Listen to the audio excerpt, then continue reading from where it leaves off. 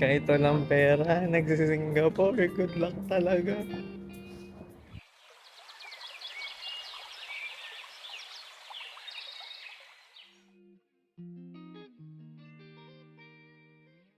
Hey guys, what's up? This is CKG. And for today, pupunta tayo sa Singapore. Biglang desisyon, wala nang plano-plano. Kasi matagal na rin naman akong hindi nakakapagbakasyon.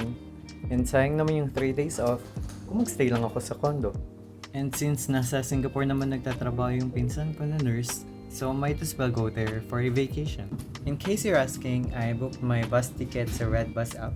And since I'm coming from Titiwangsa, I took this train, which is the Sri Petaling line, bound to Putra Heights. And then I got off the train sa TBS or Bandar Tasik Selatan Station. Usually the travel time from Kuala Lumpur to Singapore is around 6 hours. Pero dahil siguro 11 PM yung biyahe ko, parang ang bilis ng biyahe, like roughly around 5 hours nasa Singapore immigration na kami. Yun nga lang, I was not able to vlog the transfers sa immigration ng Malaysia at saka ng Singapore because it's prohibited, and aside from that, mahirap mag-vlog ng maraming bitbit.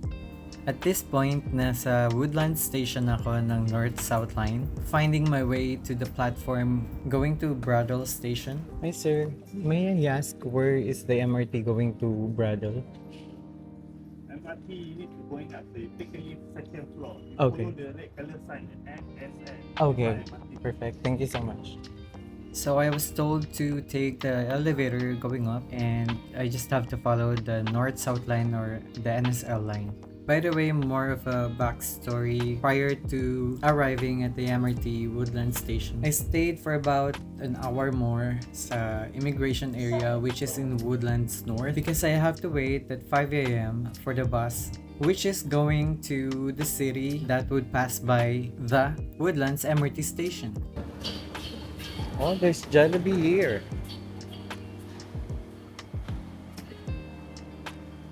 Jollibee.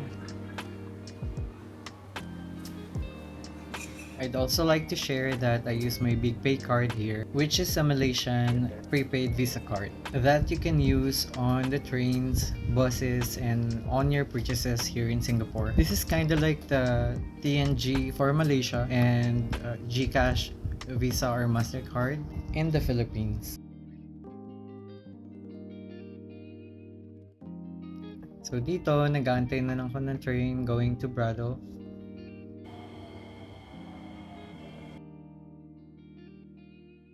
Brado. Please mind the platform gap. 请注意月台空隙。 Sila berhati-hati di ruang platform. தயவு செய்து தளமேட இடைவெளியை கவனத்தில் கொள்ளுங்கள்.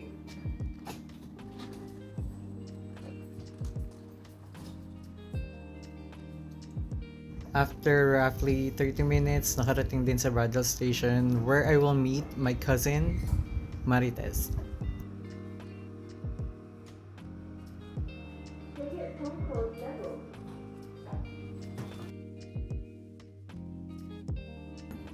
Saan kayang exit dito?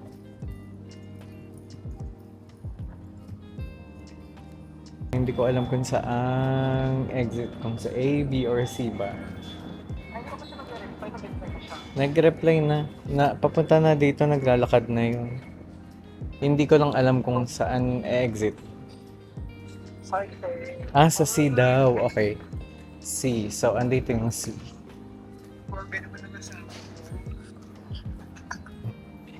Love you, bossing. Sarap buhay. Pa-Singapore na lang.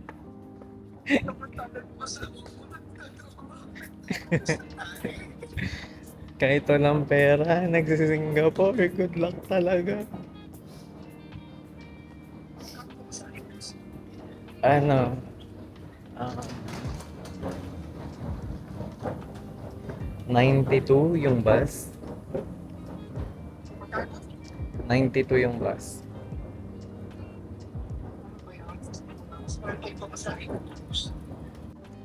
Dito na ako sa letter A. Pinto A. Gate A. Ay, walang escalator yung pababa. Kawawa naman yung mga may maleta. Kasi may elevator naman. Okay. Mamimit mo rin si Ate Marites. Hello! Morning! Ate. Si Rex andito. Pa-video call ko. Ay, hi! Hindi rin natulog. Sabi Oo. nung ka-roommate, ay yung ka-housemate ko. Oh. Ano, sa ano, na, gising pa ako ng 3 a.m. Sabi niya, ate, may plano ka na talaga pumasok bukas. Hindi ka na papasok yan. Hindi ka na matutulog yan eh. Nabala tuloy kita. Sabi ko, akala ko si Kai, siya din nagsabi na kung ako nakakakalat ang bahay natin, nakakaya sa kita. Wala, hindi yan. Ako lang to. Diyos ko. Magliliwas-liwas ako ng konti. Naglinis ka pa, napagod ko pa tuloy. Okay lang. Ate, say hi to my vlog naman dyan. Hello everyone! Welcome Naka-face to track. Singapore. Naka-face track kasi sa akin. Kaya mo na, okay lang yan. Sapat na naririnig nila yung Yeah. boses ko. Dagdag ko, diba? Mataas pa rin yung adrenaline ko kasi excited ako. Alam mo ba, nung isang araw, sabi ko, ano tawag dito? Sabi ko kaya si Ate Marites, magpaalam ako ano, baka pwede ako makitulog. Baliw ka, dapat nagkakabit talaga naman. Kasi nahiya ako, alam mo yung parang, sabi ko, alam mo yung parang gusto ko na ayaw ko kasi nga nahiya ko syempre, baka mamaya mabala kita or baka mamaya nasa Philippines ka. Ganun. Sabi ko sa'yo, April pa ako uuwi. Ah, Nakabili ka na ng ticket mo? hindi pa, pero siya, ano Ako na, din, hindi pa. super, ano na siya, okay na yung ticket niya, na-book niya na. Mm. Talagang inaantay ko na lang yung ano ko, yung maaprobahan yung leave. Kailan sila magdidesisyon? Next Pag mahal month na yung pa. ticket? Kaya nga ganyan, at ganyan kasi ito sa call center, wala silang ano tawag dito, approval ng mga leaves ng malayuan pa yung date. Oo, ganun sila. Takot ako kanina, kasi syempre hindi ko masyadong maintindihan yung Malaysian driver ng bus. Ano, pinapababa niya na pala ako doon mismo sa immigration kasi Woodlands na pala yun. Pero ang bilis Tapos, ng biyahe mo, no? Ilang mm. oras lang? Parang mga before 4 a.m. nandun na kami sa Woodlands. Oo. Ganun siya kabilis. Hindi nga ako tinanong sa immigration kung anong gagawin ko dito, kung saan ako pupunta, Working ka sinupuntahan ko. Hindi mahigpit ang Singapore ngayon kasi nga talagang inviting sila sa mga Tourist? Ah, okay. Hindi, feeling ko din dahil kasi sa form, online form. Tsaka, magtatrabaho ka sa Malaysia. Ayun nga. Kasi pinakita ko ang passport ko, tsaka yung e-pass ko ng Malaysia. Totoo talaga, hindi ka na tuloy makakapasok.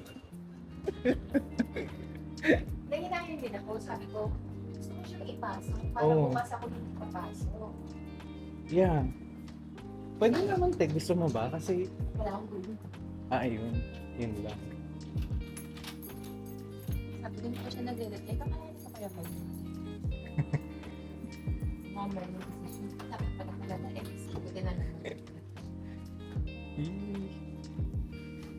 Gusto mo lang magkape? Gusto mo kumain? Okay. Ha? Hindi. Kasi pag nagkape ako, hindi ako makakasleep. Matutulog muna tayo. Okay. Okay lang ba? Yeah. Kasi wala pa rin akong gaano tulog. Hindi naman tulog ka ba? Medyo, pero ang hirap. Diyan na lang sila pag yung twist, okay lang.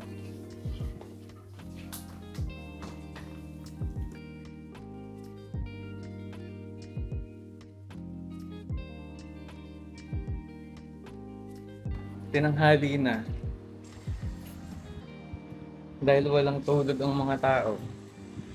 Nandal kasi. Kwentuhan pa mo. Dito ba tayo?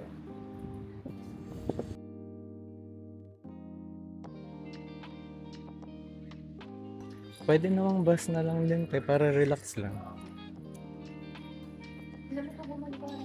Mas products ko talaga yung Singapore. Yung pag nag-stay ka na sa Pinas, for good. Kasi ibang-iba pa rin talaga yung pamumuhay dito, te, kahit sa Malaysia eh. Compared sa Philippines, kasi sa akin napaka-toxic ng buhay. Sama mo pa yung gobyerno. Lalo ng ease of transportation dito. Ang convenient na, no? Oo, kahit sa Malaysia ganun din. Wala akong kahirap-hirap mag-train, mag-bus. Pero nagugustuhan ko na rin yun sa Pinas kasi ang dali na rin mag-book ng Grab. Yun nga lang, traffic pa rin talaga. Yun nga. Hirap kasi sa atin. Nasasayang yung oras ng araw mo sa pagbabiyahe lang. Oo. Imbis na ang dami mo nang nagagawa. Eh dito mag-train ka, connected na lahat. Hindi ka na mahirapan. Hindi sayang yung oras. Yung imbis na itinulog mo pa, parang babiyahe ka na ng maaga. Ito ang Singaporean kong ate. Sino pong Sino ka dyan?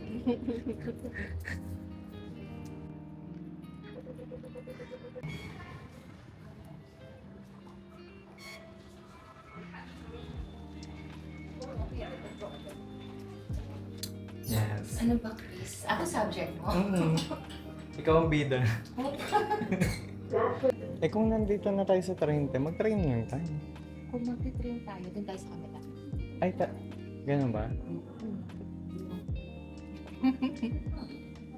Mag-bus na tayo. Okay, sige. Sige ko. Kahit saan. Ikaw ang host country eh.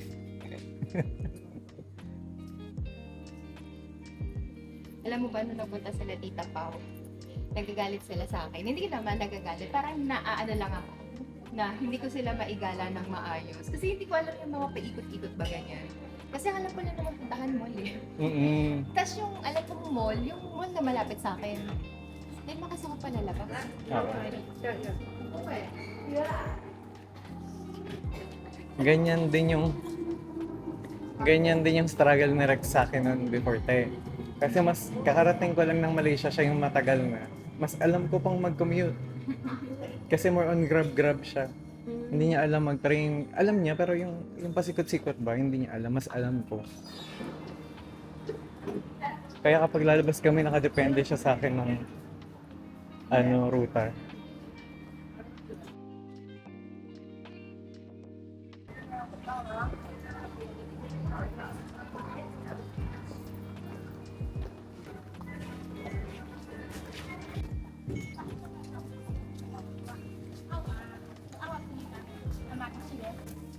Check ko nga ako nagbawas. Nagbabawas pa siya kagad. Hindi ko Or rin alam, kinabukasan pa? hindi ko din talaga alam kasi ngayon ko lang siya ginamit for trains. Kung saan kasi nagpupumput siya kinabukasan. Baka nga bukas pa yung computation nito. Tapos total siya, hindi siya yung kada tao. Oo. Wala. Okay. Or baka pending pa rin. Hindi, wala siya nakalagay na pending transaction. Mayroon, may nakita ako. Pero zero kasi yung amount. Di ba usually dapat kahit pending nakalagay yung amount na i-debit? Zero. O paano? Baka magulat ako, ubos na pala.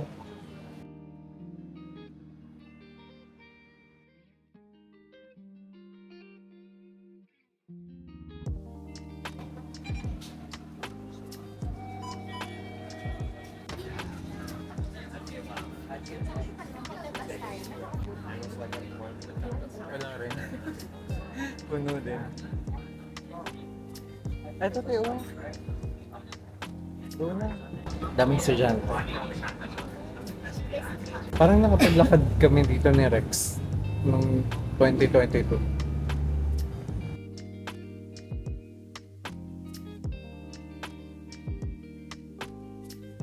Kailangan natin tumawid dun sa kapila. Okay.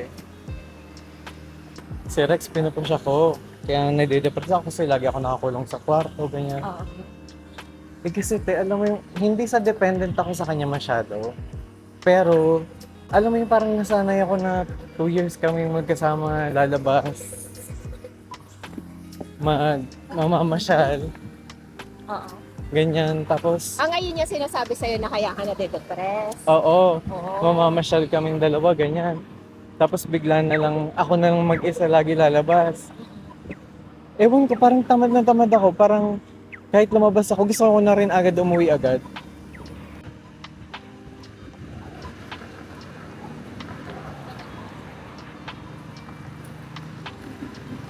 pwede na tayo tumawid din. Saglit. Hindi naman siguro natin ikakakulong yun.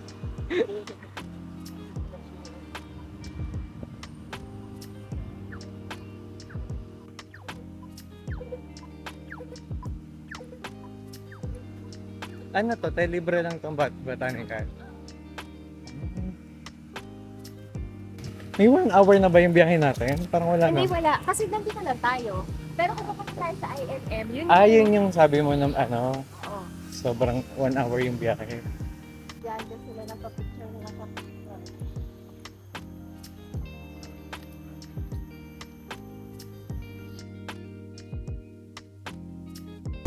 Flip mo natin yung iPhone 17 Pro Go! Max 1 terabyte. Fully paid natin.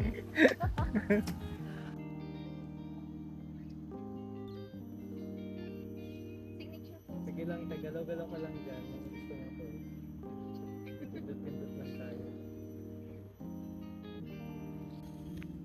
Ang laki nitong mga agave oh. Agavache. Or alam ko itong ginagawa nilang alak sa Mexico eh. Agave. Kaya merong restaurant na agave yung pangalan tapos they serve alcohol sa BGC.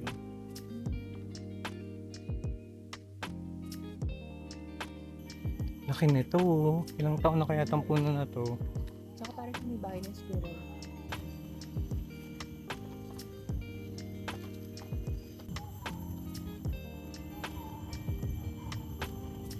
May tumutugtog lang. Anong tawag doon? May basking? Nagpo-basking? Oo. Nakaupo lang ako doon. Nakikinig lang ako sa kanya. Ganun ka bored. Diba? Pangtanggal lang ng ng stress na wala sa bahay. Sabi ko, tumating lang kasi talaga ako. Ito na nga, bakit na nagpasaya sa akin? Totoo yan, te. Minsan simplest things, yan pa yung makakapagpa-relax sa'yo. Unlike yung before, syempre kasi, we're used to the life na parang sobrang kulang. Alam mo yun, as in sobrang kulang in terms of everything. Like, hindi ka nakakagalaw ng maayos because of the lack of money. Of course, ngayon nakaya mo na.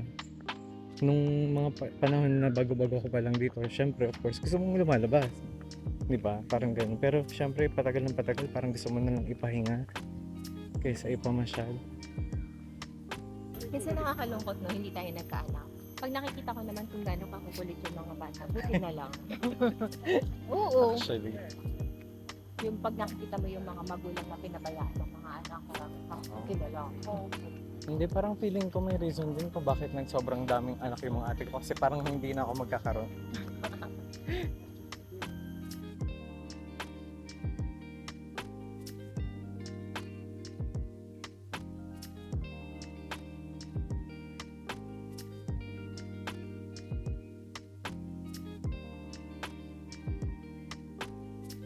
So, after the Singapore Botanic Gardens, we went to the IMM Outlet Mall, which is in Jurong East, and ended the day with sumptuous ramen, takoyaki, and some squid rings.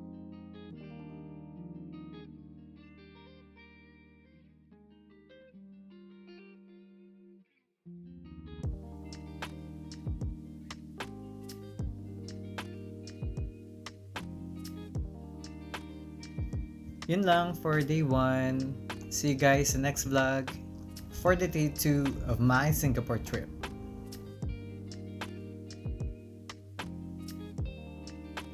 Bye guys, thank you for watching.